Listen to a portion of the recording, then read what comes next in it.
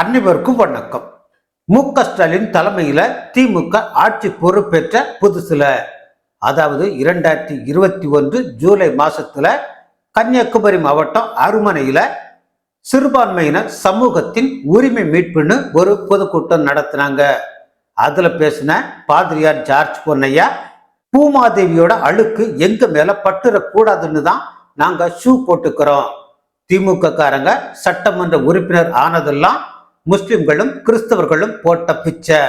உங்க திறமையை வச்சு நீங்க ஓட்டு வாங்கலன்னு சொன்னவர் கடைசியா பிரதமர் மோடி, உள்துறை அமைச்சர் அமித்ஷா ஆகியோரை அச்சில் ஏற்ற முடியாத வார்த்தைகளால் அர்ச்சனை செய்தார். அவர்களோட இறுதி வாழ்க்கை மிக கொடூரமாக இருக்கும்னு சாபம் விட்டார். இந்த பேச்சு பெரும் சர்ச்சையான நிலையில் பாதிரியார் ஜார்ஜ் பொன்னையா கைது செய்யப்பட்டார். அவர் மேல 7 பிரிவுகள்ல வழக்கு பதிவும் செஞ்சாங்க. அப்புறம் ஜாமீன்ல வெளியே வந்தார்.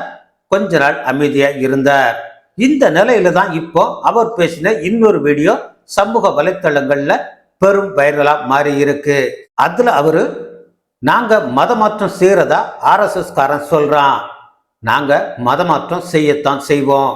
எங்க சர்ச் ரெக்கார்டுகளை எடுத்து பார்த்தாலே எத்தனை இந்துக்களை கிறிஸ்தவர்களா மதம் மாற்றி இருக்கோம்னு தெரியும்.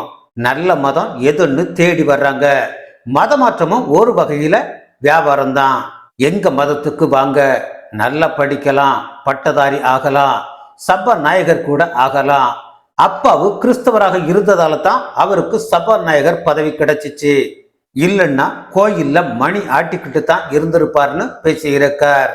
கர்த்தரே இந்த பாவியை மன்னியும்னு சொல்றதை தவிர நமக்கு வேற வழி தெரியல.